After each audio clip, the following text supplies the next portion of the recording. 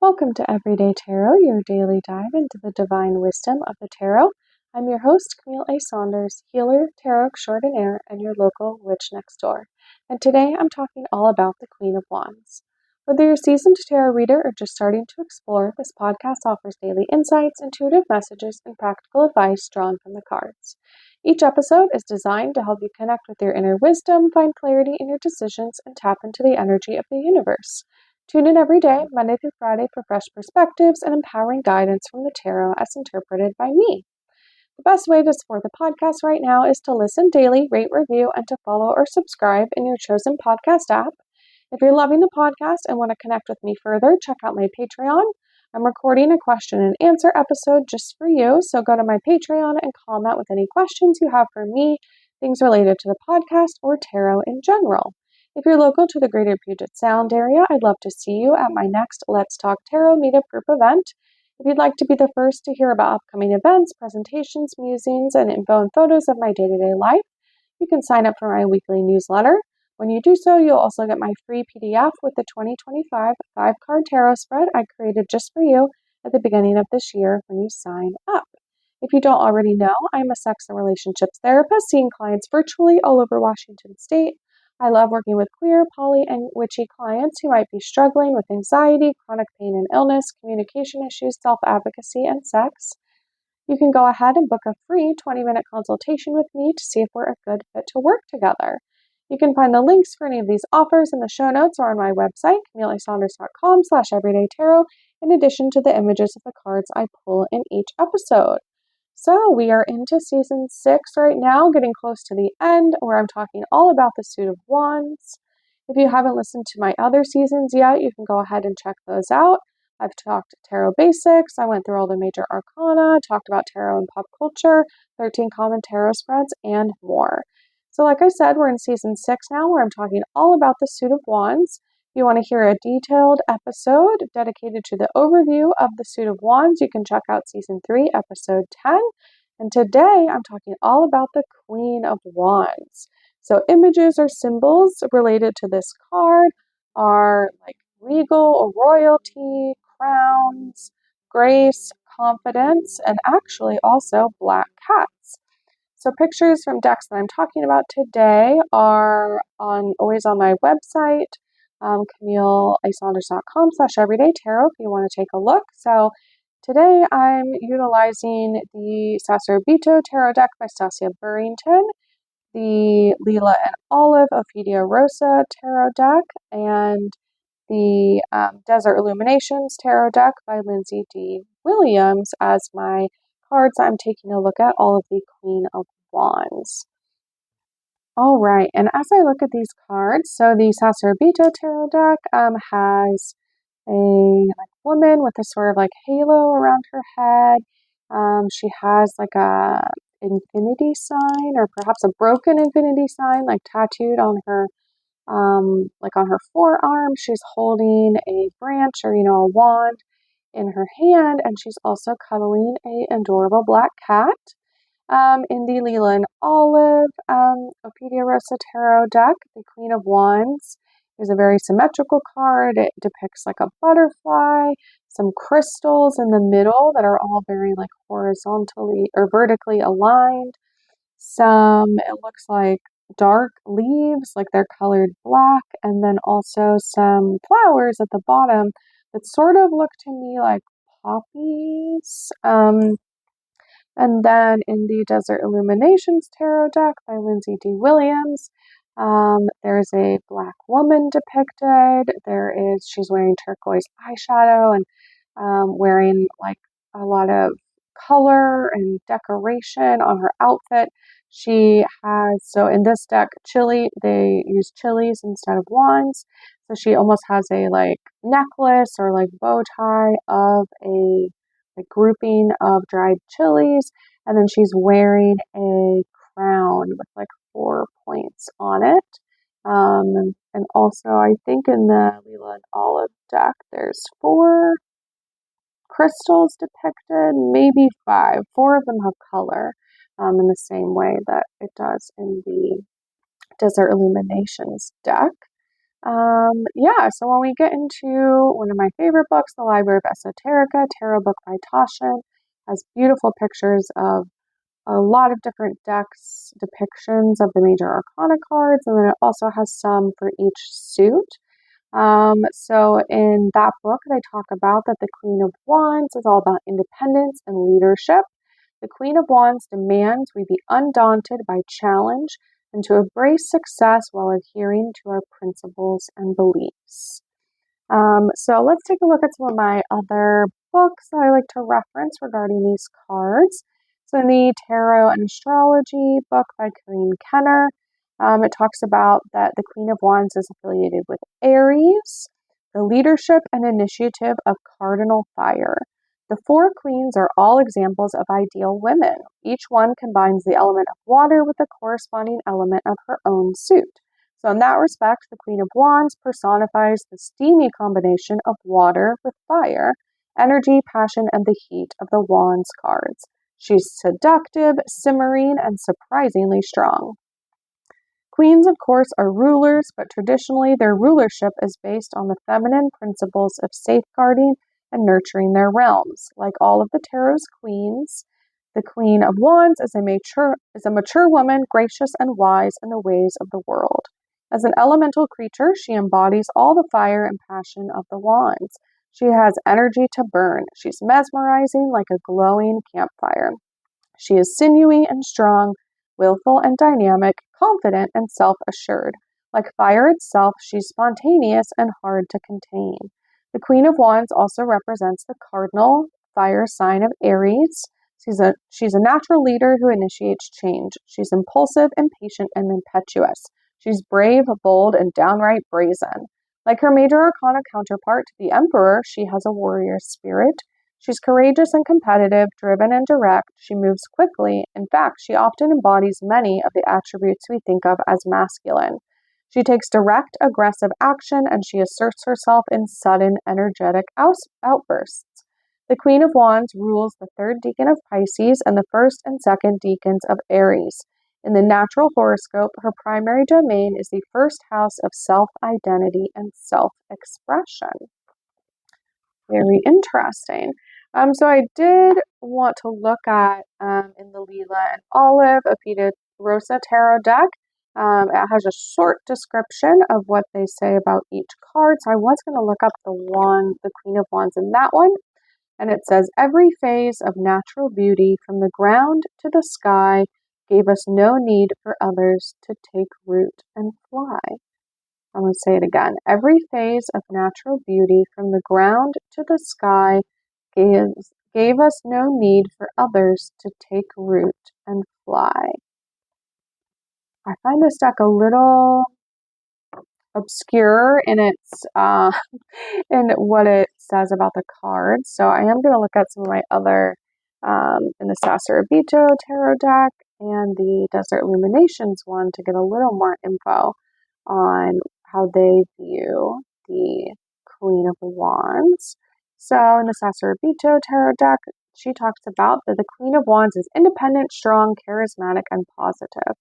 She is fearless in asking for and getting what she wants. The black cat is usually associated with this card, pointing towards the occult and independence. The broken infinity symbol, okay, so I was correct in seeing that, is one of my own, to me meaning acceptance over the impermanence of things, and with that acceptance, a fiery joy and appreciation over the now. It says this queen, like the magician, is a master of her universe. Okay. So it just gives very like master and commander vibes. And then in the Desert Illuminations Tarot deck, like I said, wands are depicted as chilies. So I'm looking for the Queen of Chilies here. And often when there's a person depicted on the card, it's modeled after a specific historical figure. So I'm going to see if we get a name in this one. Doesn't look like it, but okay. So the Queen of Chilies sits proudly in her strength and courage. She is bold and full of fiery passion. She knows who she is in touch with every aspect of herself. She is fully aware of her ancestral roots and her own shadows. Her poncho is decorated with unique symbols of her ancestral heritage. She wears a gorgeous hand-painted clay crown, which sits perfectly on her head of raven hair. It is time to be the fierce, fiery, and creative person you were meant to be. You know exactly what to do with your plans and aspirations to bring them into reality and share them with others. This card reminds you that you don't have to hide any part of yourself. You can embrace every aspect of your unique personality, confident that everyone around you will celebrate and accept you for who you truly are. I love that.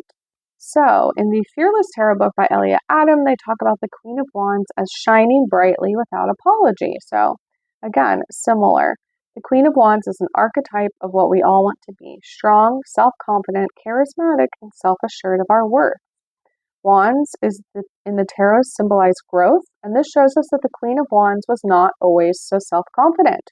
She had to overcome the fear of what others would think of her if she were to truly be herself. This is a hard lesson in courage. Rejection from others can really hurt. Are you truly confident in who you are? Do you hide your enthusiasm to avoid the embarrassment you might feel if someone were to ridicule you? Do you have issues concerning shame or self-consciousness? It says front and center, seated beside the queen's throne, is her black cat. For centuries, black cats were considered evil and unlucky by the masses.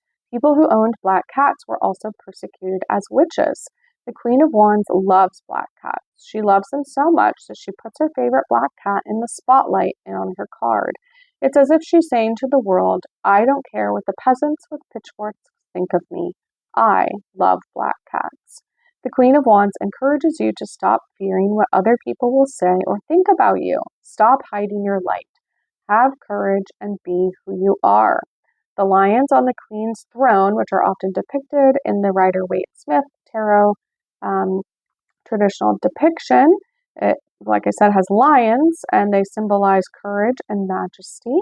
The Queen's crown is adorned with leaves, reminding us of the World card. She has fully graduated into her regal authority. The Queen of Wands in this depiction also holds a sunflower, which also appears on the Sun card, the best card in the deck, supposedly. Sunflowers always face the sun. They open their petals in the direction of the sun's radiant light and represent our need to turn towards the light within ourselves. What are you struggling to like about yourself? Think about how invincible your self-esteem would be if you embraced it. The Queen of Wands had to learn to be comfortable with herself. By learning to love and accept herself, she has become open to the possibility of being loved by others for her truth. She takes the risk to smile and reach out to others before they greet her. She shows her subjects that they can see their light clearly, but she went through the process of discovering her own. The Queen of Wands never brags about her accomplishments. She allows her results to speak for themselves. She shines brightly, even if some of her cousins in the Pentacle suit think she's impractical, eccentric, or even crazy. All right, and finally, in the Tarot for Change book by Jessica Dorr, she talks about the Queen of Wands being all about, let's see, she associates her with, in Greek mythology, Hestia, who's known as the goddess of the hearth, symbol of both home and nourishment. And in ancient Greece, many offerings to gods involved fire, and so Hestia, while understated, was also revered, that she was said to have received the first and last offerings after any meal. Hearth spaces, whether private or public, were something to be protected. The fires in them were required to be maintained at all times, and failure to do so was considered immoral. And so Hestia, as a guardian of this flame, was the Greeks' connection to nourishment, since fire is how people cooked meals, warmth and light, but also to the other gods, since every offering made went through her. Without the hearth, there was no food, no warmth, no light, and no way of communicating with the divine. Joseph Campbell famously talked about the importance of having a sacred space and time where you don't know what's on the news, what your friends are doing, or what's on your to-do list that day, but rather you simply find a way to ground and make an opening for creativity. A lot of us don't necessarily have fireplaces in our homes or proper hearths, but it feels as though Campbell is suggesting We create something to serve the same function, right? A place where we protect and guard the flame of our creative spirit and come into conversation with the symbolic gods. Whether our gods be things like personal values, moral or spiritual codes, or deities with the ability to influence our lives on earth. If you've ever been tasked with building or keeping a fire going, you probably already carry some of the fire queen's secrets. To build and maintain a slow and steady burn, a proper burn requires knowledge, dedication, and the right materials. If you can get a little fire going using some tiny bits of wood and paper, you're laying a foundation for a bigger fire. Our creative lives are often what nourish and illuminate our lives through the nights and winters. So if you journal every day for 10 years, you may be lighting the coals for the memoir you'll write later, or for whatever it is that you think of as your real work. As with most things, there are shortcuts to getting a big fire going, lighter fluid, for example, but relying on these circumvents a crucial part of the process, which is the part where you either dig for hot coals under the ash to get something going or have to start from what feels like scratch, putting a spark to cold ground and building slowly from there. I know as I'm thinking about this, I'm thinking about how in my meetup group we have some social tarot meetups, but also we have some where we craft our own tarot cards. And so I've really been created part of my meetup group to be this way where we are working on our creativity, where we're crafting all together, where we have some like sacred time and space set aside that's just to sort of harness and unleash our creativity.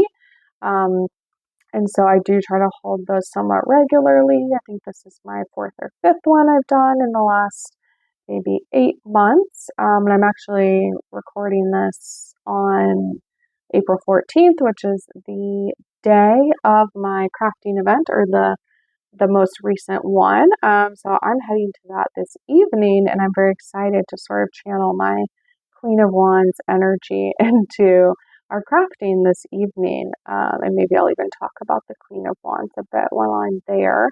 Because yeah, I think about, right, whether it's meditation or journaling or doing literal crafts or witchcraft or magic or walks or going outside, whatever your like rituals or habits or things that you do every day to sort of ground you, keep you connected with things that are important, and things like that is so helpful to sort of create, like they're talking about with the Queen of Wands, to sort of nurture and slowly build the fire, right, of our own creativity and expression.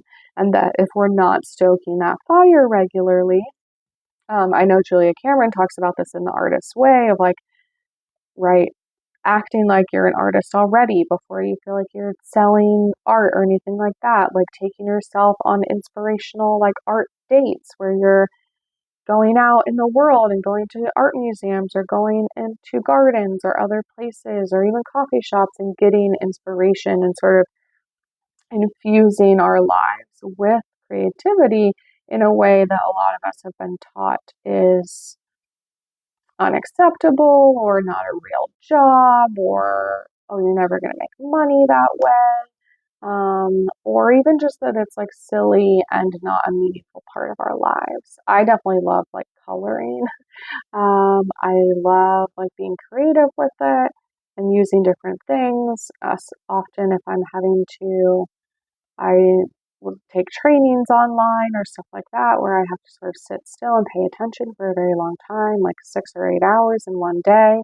I love utilizing like coloring as a way to have sort of like a fidget, right? And to also sort of after my day is over on that training day where I feel like I've maybe been saturated with new concepts or ideas and I need time to process it, to sort of have this like physical creation or like memory of what I was sort of like channeling or learning that day in the form of like finishing one of my coloring projects. So yeah, that's just kind of like some personal examples there. So let's dive in and see what the cards have to say today on this topic, right? How can we continue to harness our creativity? How do we remain undaunted by challenges or embrace success while also adhering to our own values and beliefs? right? Not letting it sort of like get to our head or bragging about it, but just being like very, I would say, like direct with it and saying like, yep, this is what I do, right? I meditate every morning. I take myself on artist dates every week. Right, and really nurturing our own creativity and craft of ourselves. So I'm going to pull from my Anima Mundi deck by Megan Weiler London,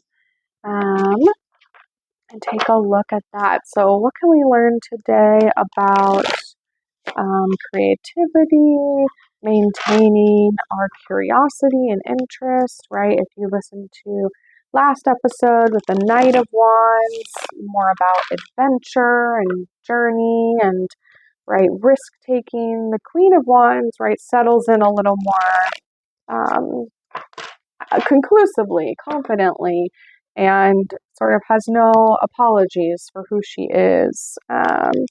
And what she wants in life, even if that's, right, hanging around and petting her black cat. So I had a card fall out, so I guess I'm going to grab that one. And it is the Two of Cups reversed. In this deck, the cups cards are all water animals because cups are associated with water, and this is like an animal deck. Okay, so the Two of Cups depicts two seahorses. The seahorse is another animal where couples mate for life. Two of Cups is about a relationship built on respect, harmony, and support. It is a love that is inspiring, emotionally fulfilling, and built from mutual attraction. While this card typically indicates a romantic relationship, it can also signify non-romantic partners like a business partner or a platonic friend. So upright, it's about love, attraction, partnership, connection, and bonding. And in reversed, it says it's about breakup, imbalance, tension, trust issues, and disconnect.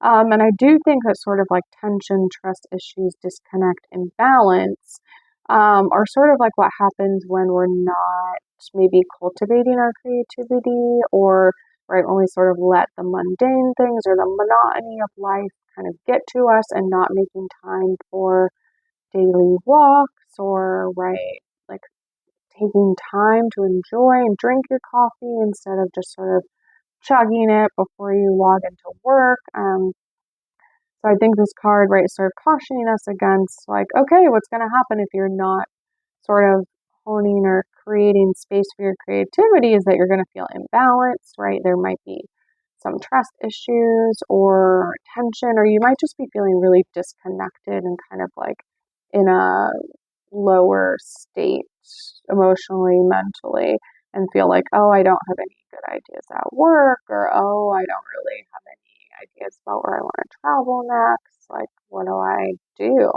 And so we have to sort of, right, maybe break out the coloring or a craft that you said you were going to do, or a DIY project or anything like that, and get right back connected to your values and the things you like creating, working with your hands, right, having connection between mind and body. And I feel like that's what that card is letting us know today. So links for the tarot decks I use will always be in the show notes and on my website if you'd like to look at them or purchase them. And thanks for joining me today on Everyday Tarot. Just as a reminder, the podcast comes out daily, Monday through Friday for all of 2025. All right, see you soon. Bye-bye.